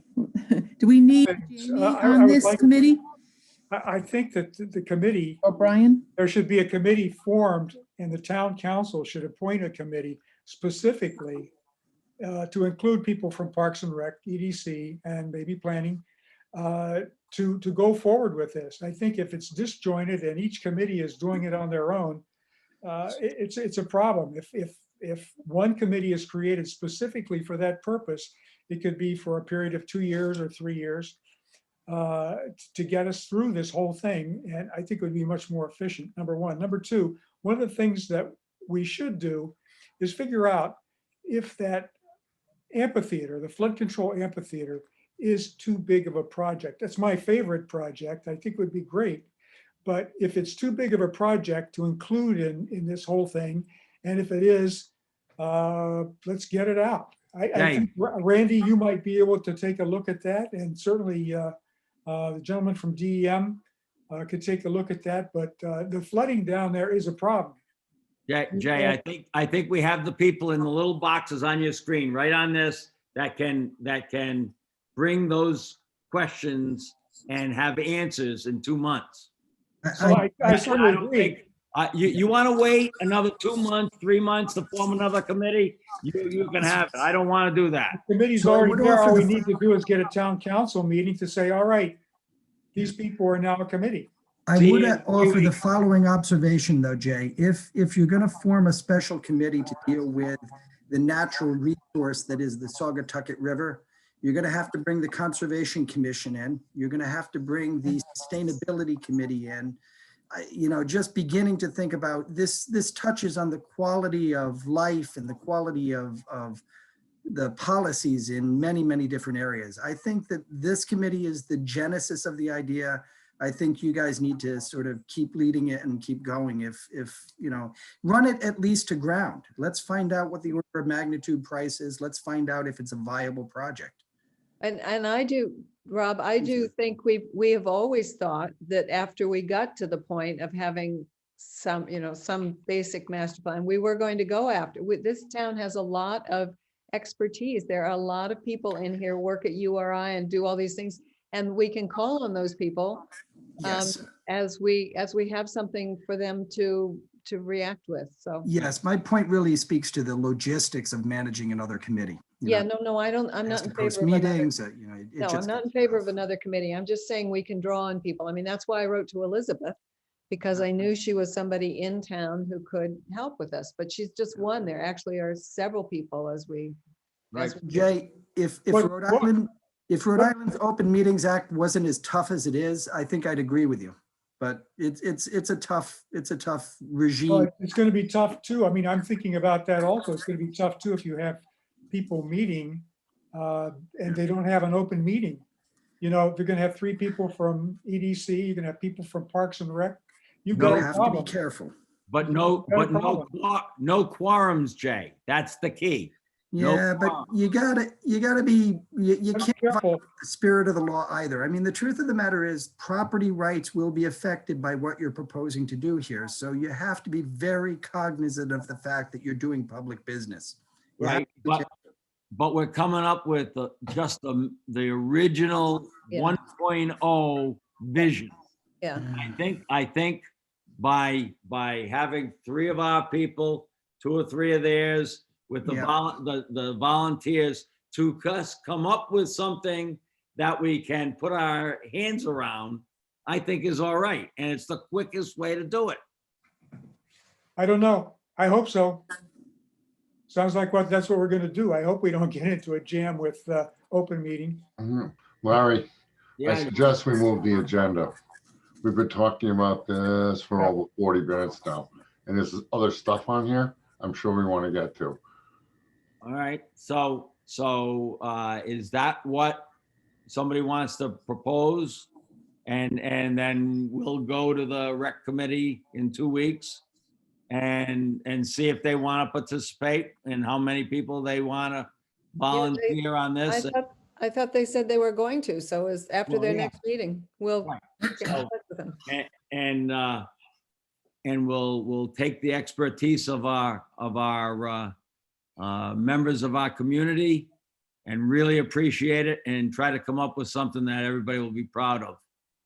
Because I told you from day one, I thought it was going to affect everybody in the town, and I think everybody will be standing on every rock and ledge screaming out to do it. But that's just my personal opinion. And, you know, let's take a vote. Let's get a motion on the table so we can, this is to authorize this group of 3 to meet with members to be determined from the rec committee to work with our volunteer town people to come up with quote unquote a 1.0 master plan. How's that? Great. All right, you want to make that, Susan? You just did, Larry. I can't make a motion. Oh, Yes, you can. yes, you can. All right, then I will make the motion. I second it. I That's the second it. first motion. That's the first motion I've made in 25 years. Well, it was a good one. And Joanne and I are seconding it. All right. Now, we've had plenty of discussion, but I gotta call it. Is there any further discussion? Thank you. All those in favor say aye. Aye. Aye. Opposed? I hear no opposed, so the ayes have it. Thank you very much. Randy, I really appreciate your time. Paul, thank you so much for your input. You bring a lot to the table. And I think your friends, Elizabeth and Sue, I think they're gonna be really excited about this. And they won't believe that it started in an EDC meeting that wants to pave South County, you know? So, All right, good night. thank you. Thank you. Night. Right, Thank you.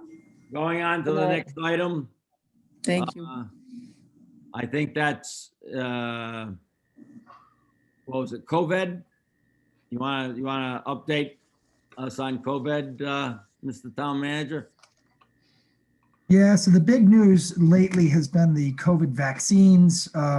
I will try to explain the state of COVID vaccination program. Hey, Rob, I'm sorry to interrupt.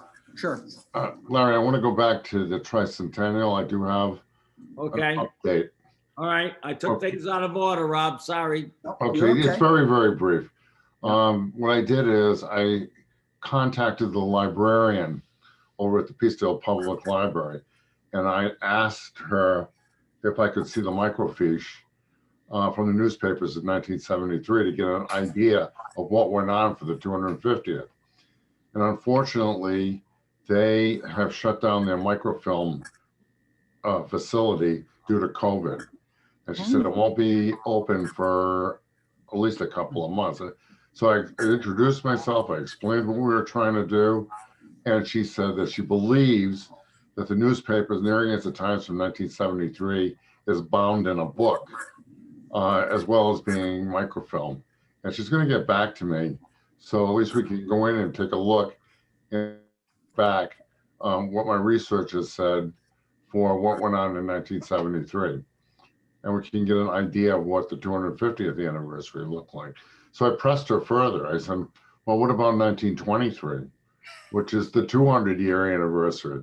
And she said, oh, we definitely have that. And I said, okay. So she is going to get back to me.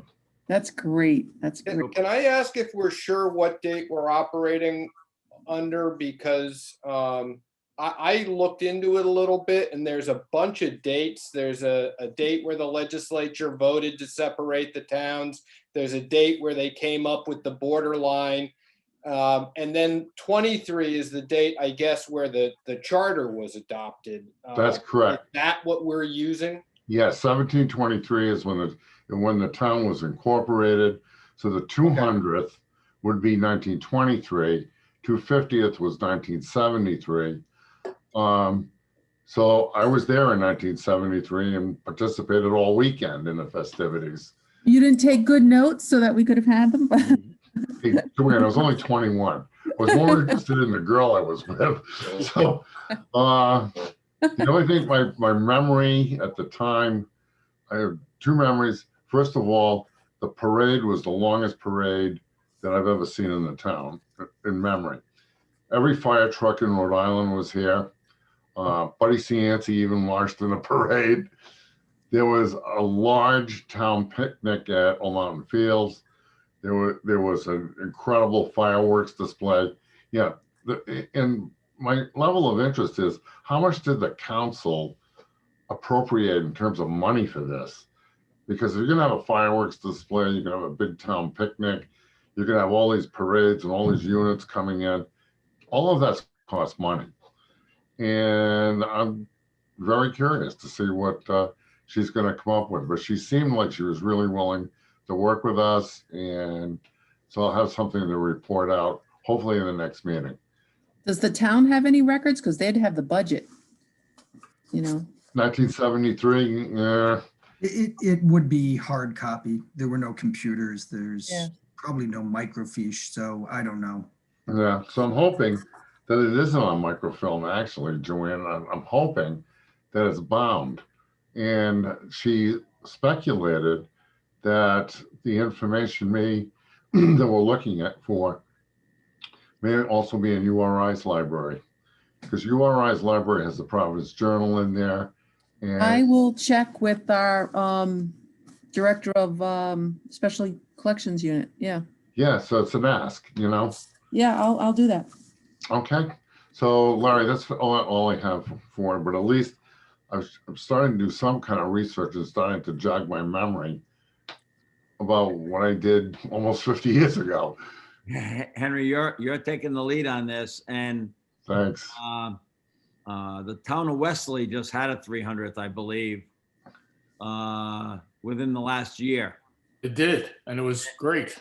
And I think you can get a lot of suggestions and ideas for what they did for their 300th. I know that their chamber, which is called now the Ocean Community, Ocean State Community. right? Yeah, Larry, are you alluding to our friend down there? Yep. And Lisa, I think, can help give you all kinds of information on what other towns have done. Okay, It was spread throughout the year. yeah. Yeah, it's nice. All right, Rob, I apologize, but Oh, no. All right, now we can go on. All right, so quick as I can do it, summary of the COVID vaccination rollout and where we are. There's been a lot of news around what's going on with COVID vaccinations. Essentially, the things to know are these. There are 3 channels by which COVID vaccinations will be given out in Rhode Island, or it appears to be the case that there will be 3 channels. There is a state channel. The state will be setting up vaccination centers. Those are not yet set up. There is a private sector channel, CVS, Walgreens, Walmart, anybody with a pharmacy, Stop and Shop where they have pharmacies, are all places where the federal government will be sending vaccine. And then there is regional and municipal pods. South Road School in South Kingstown is the regional pod for Southern Rhode Island. The feds are controlling the supply of vaccines. So what flows to each of those channels depends in large part on what the federal policy is. And the feds seem to be favoring the second channel, the pharmacy channel. That makes sense. Those guys do flu vaccinations every year. They're geared up for it. They can handle medical information. You know, there's just a million reasons why going with the established distribution chain for drug distribution makes sense. So I think we're going to see that ends up being the largest channel for distribution of COVID vaccines. The noise over the last couple of weeks is largely because we were given here in Rhode Island a small number, 5,000 for the entire state, small number of doses, and the state scrambled to figure out how to get those into the arms of 75-year-olds. So they did a pro rata distribution. Your portion of the population is what you got. We got 150 doses here in South Kingstown for a population over 75 of 2,900 and something. persons, created all sorts of chaos because everybody was told you can get vaccinated now. And we had 150 doses for 3,000 people. So it was not a good week. That will continue for a little bit longer. Walgreens and CVS are going to open up their Rhode Island distribution channel this weekend, Saturday for CVS, Sunday for Walgreens. And I think what we're going to see is those become the dominant mechanisms for getting vaccinated over the next few weeks. But isn't I think CVS more only, about I'm sorry, Susan? isn't CVS only opening 4 places this I weekend? thought it was 14, but to be honest with you, it just came at me Okay. late this afternoon, so I'm not sure what that number is. Is there a verification card for people who, sorry, There is not. so, There is an article in the Boston Globe today about the software company in Burlington, Massachusetts that made the West Virginia rollout extremely efficient. I've talked to a lot of my buddies down in West Virginia. They're all vaccinated now. And it's a matter of scheduling. It's scheduling software. We should have it. If not in the state, in the town. What happens is people get called. They get their name on a list, and then there's a call back when the vaccine is available and they go get vaccinated. so It's not there's rocket- no way it's of not rocket verifying who gets vaccinated. What? There's no way of verifying who gets. Yeah, there is a way. It's by age. No. Once you get vaccinated, if I Yes. want to go Verified. travel on an airplane or something, and I say I was vaccinated, there's no uniformly recognized card or system to certify that. That's I've been not the vaccinated. case. That's not the Yeah, case. Tom. It's a Tom. matter of record. There's a card. My wife has one that has Okay. both doses that she got. It is stamped on the dates that she got them. Okay. So there is a means of. Yeah, there is. Okay. But I've heard that the town, in trying to do it is using like the voter database, Yeah, Yeah. so but Jay is exactly you don't right. have, you don't have the telephone numbers.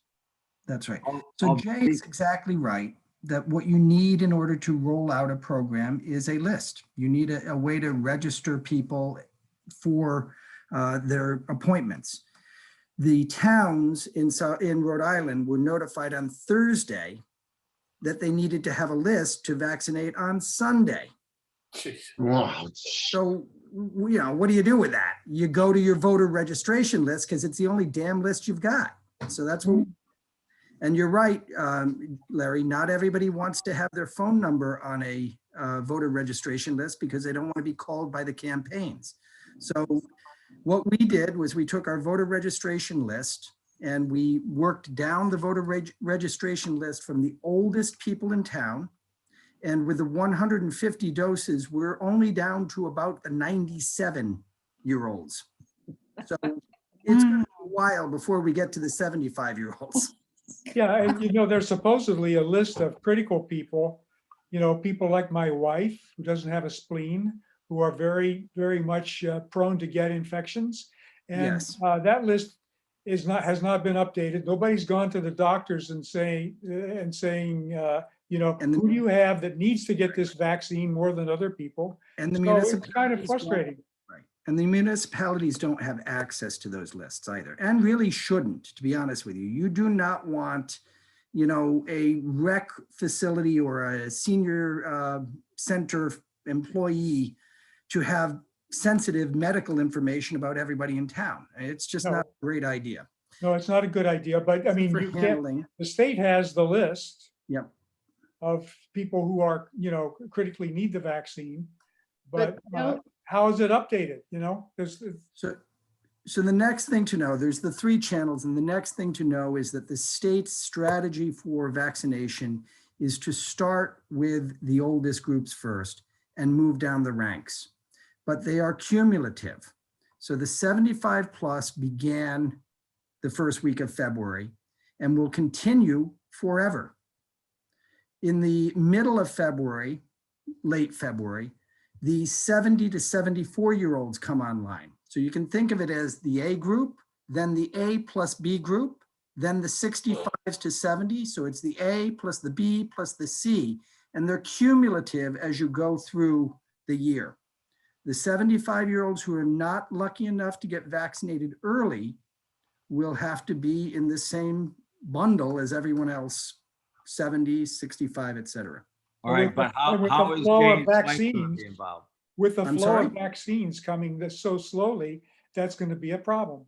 It could be, but the other thing to know is that if the vaccines start flowing through that distribution network that is the private pharmacies, it may start moving much quicker. Again, the pharmacies are used to doing flu vaccine every single year. They know what they're doing. The feds are pushing supply to them. They know what they're doing. I think we're going to start seeing this clear up pretty quickly. But it's not going to be perfectly bumpless for sure. All right, Rob, my only question is the people that are compromised with a compromised condition, Mhm. besides their age, they get bumped up, correct? And where do they So get bumped up in what you just Yeah, described? the third group in Rhode Island, so it goes 75 plus, 70 to 74, which comes in at about the end of February, third week of February, thereabouts. And at about the same time, 16 to 65 with immune compromised systems come online. Then what about the Just 65 to before 70 March, gap? March. I'm sorry? What about the gap of 65-year-olds to 75-year-olds? Yeah, I can't remember off the top of my head where they are, but they've got to be in there. Yeah, So Rob, the town is calling people based on the voter rolls to notify them that they're eligible and they can make an appointment. Now, who's going to do that when the pharmacies take over? So the pharmacies will rely on an online registration system. And there's no, that hasn't been promulgated yet. I'm sure they've got the software, they've got it set up, but they haven't opened up their registration systems yet. But see, that's difficult for the 95-year-old who doesn't have a computer. That's right. And that's part of the reason why the municipalities are leading with that group. Everybody over 65, between 65 and 70 is probably where you start seeing enough technology savvy that you're going to be okay. But 75, it's tough. It's tough. Okay. So is the town going to continue to get vaccines? The town is currently being told that we will get 210 doses for the next 3 or 4 weeks. Again, that will get us not even, that'll get us a third of the way through our 75-year-old population. We'll 75. get you to 90. Right. But at the Maybe. same time, that group will be eligible to go to CVS and go to Walgreens. And we'll see that group clear not only through the town and through the regional pods, the points of distribution. We'll see that group clearing through the state facilities, and we'll see that group clearing through the private facilities.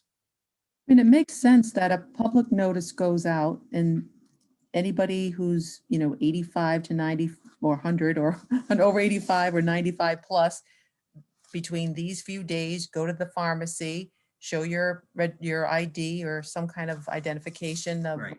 driver or something. And then 85 to 90, and kind of keep doing that public notice, keep in the paper and. That's essentially what's going on. The problem is there's no perfect public notice. There just isn't. Radio. Yeah, it's really Well, the sad problem is because you get people who are confused about the radio message. You hear 75 this week, 65 next week, and now you have confusion. Yeah, yeah. and in West Virginia, everything was totally seamless. People called up, they got an appointment date, they went and they got their vaccines. There were no lines. The whole thing worked perfectly. That's great. Yeah, I mean, there are definitely better ways to do this than the one we've. I'm not taking any swipes at you or the Oh, town no, of South believe me, Kingstown. I The take state no rollout, I will tell has you been this. horrible. I was told on Thursday that we were going to have to vaccinate 150 people on Sunday, and we did. I'm not at all ashamed of what we've done. Good job. No, Great job. The state has done a lousy job of rolling this out. And I heard the state medical director was on, and it seems like she's not sure what she's doing yet. She was It's on the TV. wobbly. Yeah, It's she gave an wobbly. interview and she was on TV and They're not getting they're The not supply. getting a lot of supply. I mean, they're, Correct. she It's not a said, matter of supply, though. I mean, it's a matter of managing the supply that you get and giving people confidence that everything is going to line up and work well. So well, I will share my personal observation about this. When you have 150 doses, you do not make a big press announcement about it. You No. simply call up and you say, hey, find me 150 of your most vulnerable people Mm. in this shop, please. You make no fanfare, you get nobody excited. I will say this sort of glibly and cutely. There are two things you learn about public relations if you work in government. The first is never overpromise. You Right. always underpromise and overdeliver. And the second is never get between senior citizens in anything that's free. Don't do it. Well, as interesting as this That's maybe that's the discussion is, problem, that we should be we're charged. straying quite a bit from the agenda. All right, so on the COVID front, the new PPP money is flowing. People, we've applied, it's going. And I think there's more money for entities like Chris Simpson and the Contemporary Theater. It's a little better than before. Great. So that's started, and banks are taking applications. They're approving them, and the money is flowing. So that's on the business front. All right. Last item is economic development in town, business projects or anything else. Brian, has any new projects come on or applications filed or anything like that? No, I mean, nothing brand new. Everything's pretty much advancing, existing projects that are moving forward. Shepherd's Run and Shepherd's Run, we've discussed at the last meeting. It's really the same status. They closed on the property and they're moving forward with the projects that they can do without a significant amount of financing, rehabbing existing structures and whatnot out there. Hey, Actually, hey, Brian, I Rob. just have, or Larry, I have a Rob. quick update on Shepherd's Run. Oh. We did receive an application for a preliminary plan. They did receive their Rhode Island DOT and Rhode Island DEM permits for curb cut and as well as on-site septic. So again, they're sitting on a table in our office in the permitting queue for their next phase. That's for the hotel? It primarily Conference the center. winery right now. The larger aspect of a hotel, the 30, 40 rooms, is in a subsequent phase. Okay, hey, Rob. yes, Yeah, can you give us an update on Schneider Electric? Because the last email you had Yes. sent me is that both Tom and I were doing some research into that. Yep. But from the email that you sent me a couple of weeks ago, sounded you were much further ahead than. yeah, we've been over there very often. They've been actually very generous, and they're disposing of personal property and they're donating much of it to the town. So we've been over there quite often over the last month or month and a half. And the reports we're getting are that there are a number of prospective buyers who are coming through the facility on a fairly regular basis. Collier's International is a they're a world-renowned commercial Yeah. property management and realtor. They've got a very strong team, and the team is bringing prospective buyers through. So that's good news. We'll see. Do you have a feel for what type of clients? Would it be manufacturing or? Yeah, that's actually seems to be what folks who are coming through are thinking about doing. Now, what kind of manufacturing, I don't know. They haven't told. I haven't gotten that word. I haven't spoken to anybody directly over there. I'm relying on third-party reports from staff. Do you need Tom and I to do anything, or? So Oh. I think that the instinct to be helpful is good here. I think that what we ought to be thinking about is if there are folks, businesses, leads. I mean, if there are leads, we should be pointing them toward Colliers. Just let them know. These guys, Okay. the name of the realtor is up on the website. Yeah. We just tell them, hey, we were talking to somebody and they might be interested. Here's their number. Okay. Kind of thing could be helpful. All right. I mean, I wouldn't waste their time, if it's just some guy at the end of the bar who, is just talking nonsense. But if we have a real lead, I think they'd be happy to follow it up. Planet Fitness, the update on that is they start construction tentatively in June on the inside and open for September. And Everybody asks, that's what the latest time frame is. And River Edge is closed, right? River Bend? River Bend? Did they close? River Bend, yes, they Yeah, closed. she's closed. Yeah. And Mary Murphy's is gone. Yeah. Oh, God. And Pet Value is gone. Rumford Pet Center is going into where Pet Value was. So, What's going to happen in that River Bend building? Who owns that, Larry? the Rose family. Rose family. That's too bad. Yeah. Yeah. What about Mary Murphy's? That building is actually two sides of, there's the coffee shop across the way that was one owner, right? Yeah. I had talked to him a while ago, and he told me he was having problems making ends meet. Yeah, even before COVID, we were.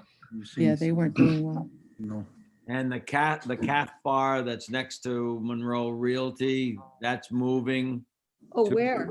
Down near River's Edge, where the meat market used to be. Oh, yeah. Oh, good. Strip printing place. Yeah. They're moving there. Oh, that's great. So if you know of any businesses looking for a small spot, Ken Monroe is looking for a tenant to replace Calf Bar. He's happy for them. Sorry to leave them. Yeah. They're good. I like Calf Bar. Yeah, fabulous. Great coffee. Yeah. But they won't have that outdoor space. No, I think they're doing something in the back, Joanne.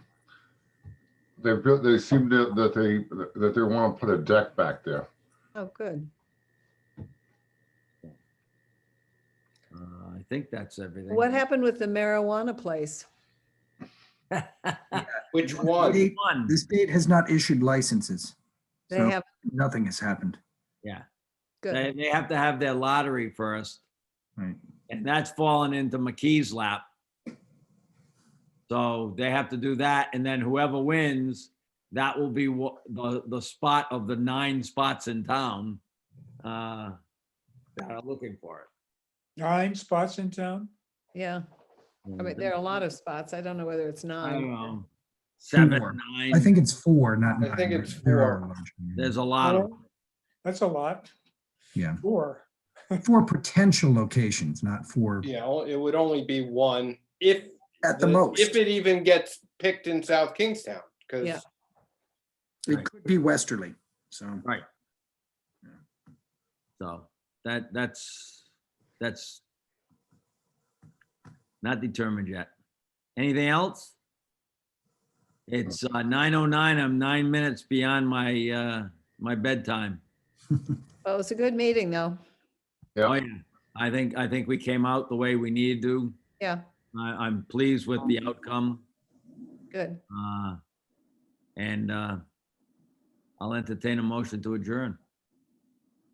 Motion to adjourn. Right? So moved and moved. Susan, you, Joanne, and Brian plan on going to, Yeah, and I'll be there as well because I know Dave. and we'll make sure that they go. I'll talk to Dave. I'll see him on the street. Yeah, I mean, we might not need to go if all they're going to do is elect somebody. Yeah, why don't we just send an email to Dave and say, who would you like to be on Yeah, the committee? Yeah, just let them elect somebody. Meanwhile, we'll get, I was already thinking we'll get together, we'll set up a schedule with Randy as soon as they tell us who their people are. Yeah. And get moving. We've already had a couple of meetings with Randy, but they were a couple months ago, so we need to put Yeah. more pressure on him. Joanne, you want to send the email? Yeah, because I sent him that Parks and Recreation webinar. If anybody else wants it, I'll be happy to share it with you. You know, I watched it too, and Galen Krantz, who was the first person he mentioned, the guy mentioned as one of his mentors, is a very old friend of mine. She and I taught at Wow. Princeton. Cool. Yeah. Wow. How many years ago was that, Susan? Oh, we won't mention that too specifically. 1968, something like that. Ooh, man. And you were teaching then? I was teaching, yeah.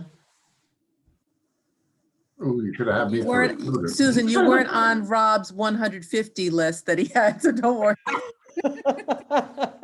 I think the oldest was 104, I think, was our oldest. Oh, that's great. That's great. How'd you get their phone numbers?